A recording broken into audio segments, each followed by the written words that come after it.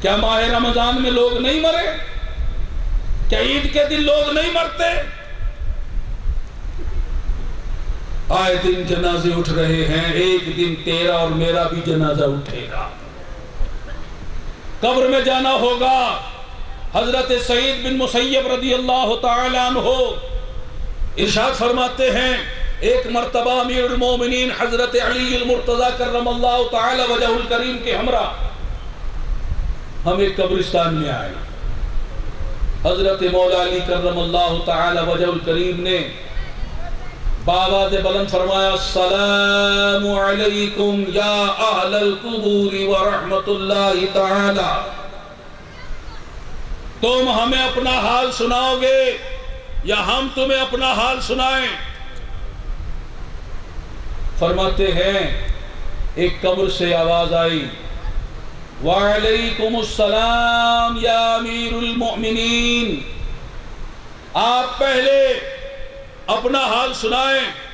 آپ فرمانے لگے، سنو، تمہارے دنیا سے جانے کے بعد تمہاری بیویوں نے دوسری شادیاں کر لی، تمہاری اولاد یتیموں کے زمرے میں آ گئی، تم جو پختہ مکان بنا کر چھوڑ کر آئے تھے لوگوں نے اس پر قبضہ کر لیا، اب تم اپنا حال سناؤ۔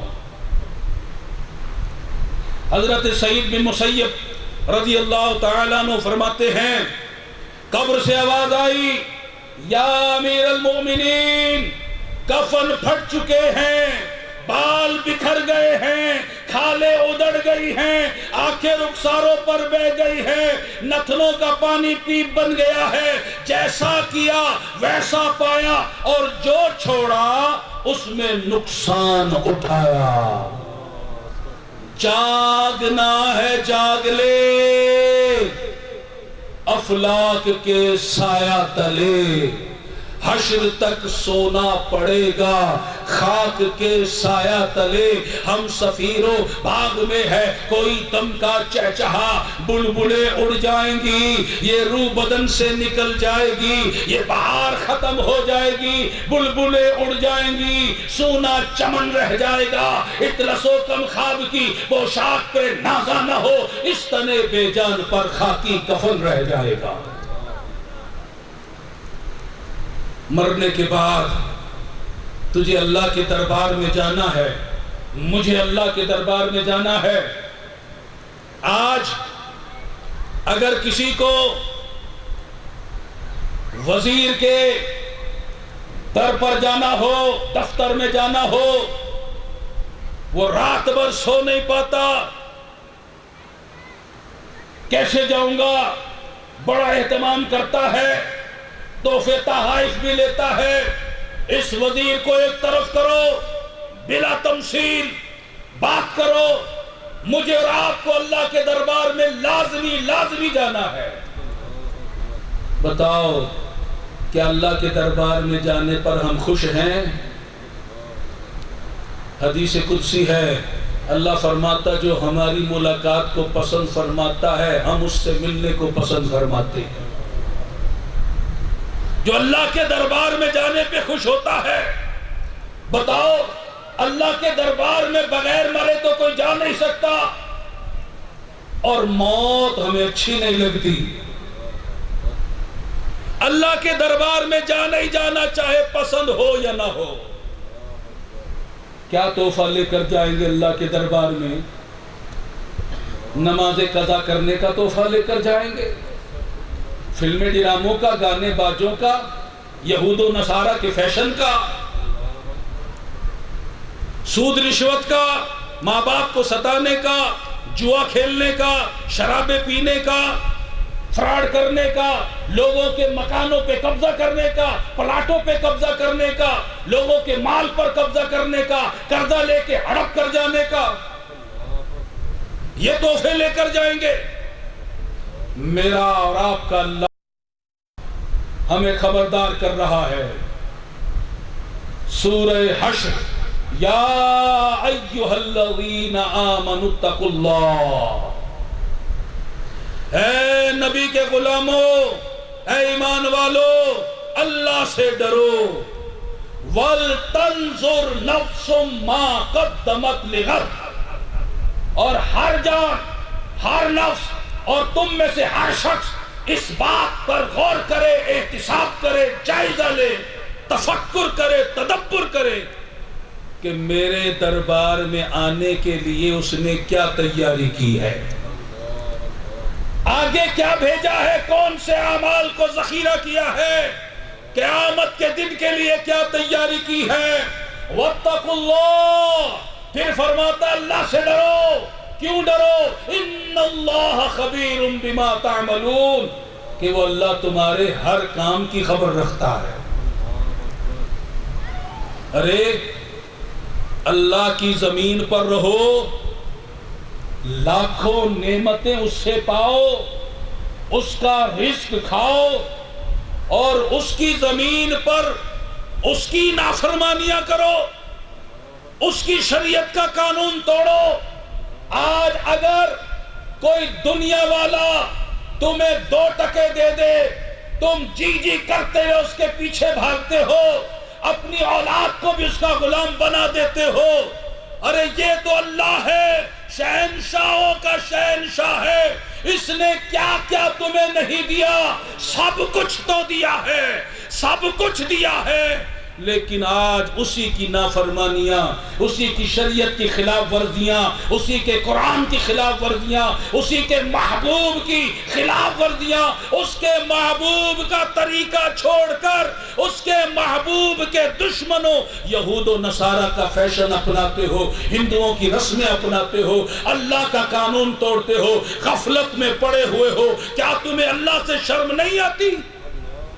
تم ایمان تو یہ رکھتے ہو اللہ ہماری شارک سے قریب ہے، اللہ ہمیں دیکھ رہا ہے، وہ سمیع ہے، بصیر ہے، علیم ہے، خبیر ہے، مگر پھر بھی اسی کی خلاف ورزی کرتے ہو۔ میرے محبوب آقا کی بارگاہ میں ایک اعرابی آیا، دیہاتی آیا، کہنے لگا حضور میں نے توبہ کرنی ہے، دست حضور پر تائب ہو گیا، توبہ کر لی، گناہ بخشے گئے۔ اب توبہ کر کے جب پلٹنے لگا، کہنے لگا حضور جانے سے پہلے ایک سوال ہے، اس کا جواب عطا کیجئے۔ سوال یہ ہے، جب میں ماضی میں گناہ کر رہا تھا کیا میرا رب مجھے دیکھ رہا تھا؟ حضور نے فرمایا ہاں، بس یہ ہاں سننا تھی، دل کی دنیا بدل گئی، خوف خدا دل میں مچلنے لگا، ایسا خوف دل میں راسخ ہوا، سوچنے لگا کہ میں ایسا بے حیا بندہ، بے شرم بندہ، اس کا مالک، اس کا مولا، اس کا معبود، اس کا پروردگار، اس کا خدا اسے دیکھ رہا تھا، اور وہ اس کے دیکھتے ہوئے اسی کی خلاف ورزی کر رہا تھا۔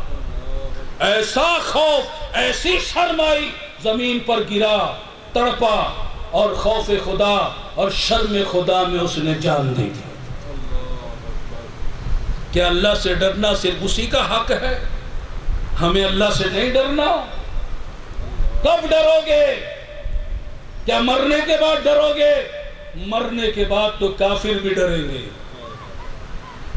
آج توبہ کرو، یہ توبہ کی رات ہے، آج معافی مانگو، یہ معافی کی رات ہے، توبۃ النصوح کرو۔ اللہ فرماتا ہے یا ایھا الذین آمنوا توبوا الی اللہ توبۃ نصوحا، اے ایمان والو اللہ کی طرف ایسی توبہ کرو جو آگے کو نصیحت ہو جائے۔ توبۃ النصوح کیا ہے؟ سیدنا فاروق اعظم اور دیگر صحابہ کرام فرماتے ہیں توبۃ النصوح یہ ہے بندہ توبہ کرنے کے بعد پھر گناہ کی طرف نہ پلٹے۔ ایسی توبہ کب کرو گے؟ آؤ آج کر لو، آج توبہ کی رات ہے، معافی کی رات ہے، صدا بلند ہو رہی ہے، آسمانوں سے ہے کوئی بخشش کا طالب جسے بخش دیا جائے، ہے کوئی معافی مانگنے والا جسے معاف کر دیا جائے، ہے کوئی بھکاری جسے خیرات دے دی جائے۔ اعلان عام ہو رہا ہے، رونا نہ آئے، رونے والی صورت بناؤ۔ حدیث پاک میں ہے جو اللہ کے خوف سے اتنا ہی رو لے جتنا مکھی کا سر ہے اتنا ہی آنسو بہ گیا، اللہ اس کے چہرے پر دوزخ کی آگ کو حرام کر دیتا ہے۔ فرمایا کہ جس طرح تھنوں سے نکلا ہوا دودھ تھنوں میں نہیں جا سکتا، ایسے ہی اللہ کے خوف سے رونے والا دوزخ میں نہیں جا سکتا۔ آج رونے کی رات ہے، اللہ کے لیے رو۔ دنیا کے غموں میں تو بہت روئے ہو، آج اپنے گناہوں پر شرمندگی سے رو، اللہ کے خوف سے رو، توبہ کرو، معافی مانگو، استغفار کرو۔ اللہ کریم کرم فرما رہا ہے، آج اس کی رحمت جوش پر ہے، بخشش عام ہے، جو بھی مانگے گا اسے وہ عطا کرے گا۔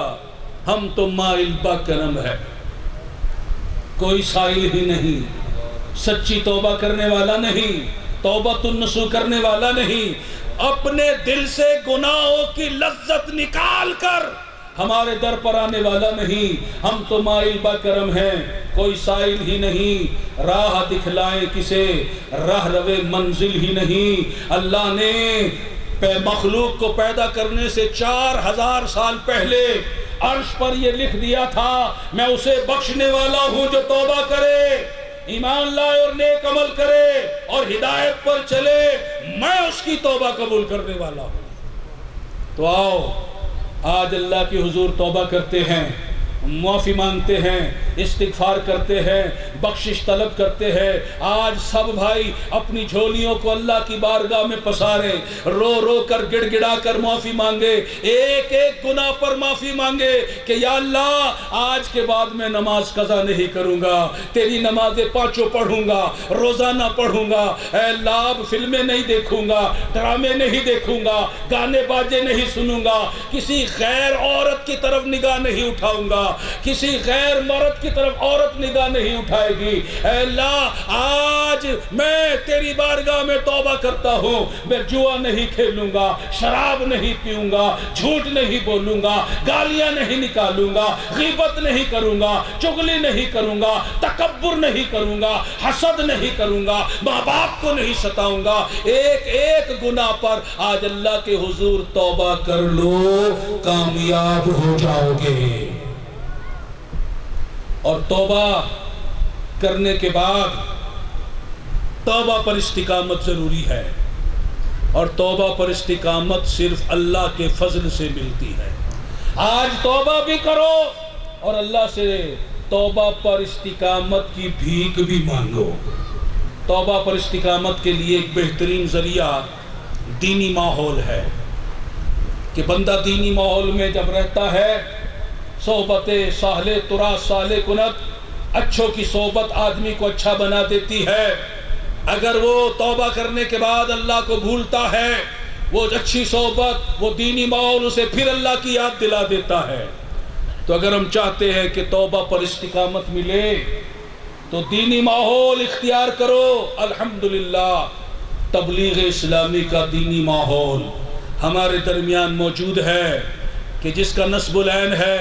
ہم دین کی فکر کرنے والے، دین پر عمل کرنے والے، دین اسلام کی تبلیغ کرنے والے، اللہ تعالیٰ کے پسندیدہ بندے اور نبی پاک صلی اللہ علیہ وسلم کے سچے غلام بن جائیں۔ تو آج سارے بھائی توبہ بھی کرے۔ کیا آپ سارے اپنے گناہوں سے توبہ کرتے ہیں؟ ذرا بلند آواز سے کہیں توبہ کرتے ہیں۔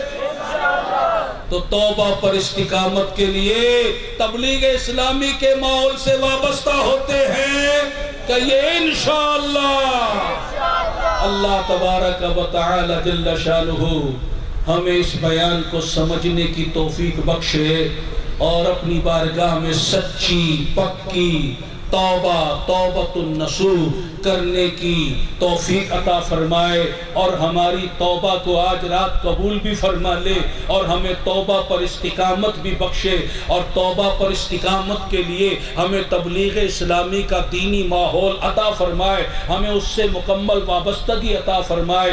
آمین بجاہ خاتم النبیین صلی اللہ علیہ وسلم۔ وما علینا الا البلاغ۔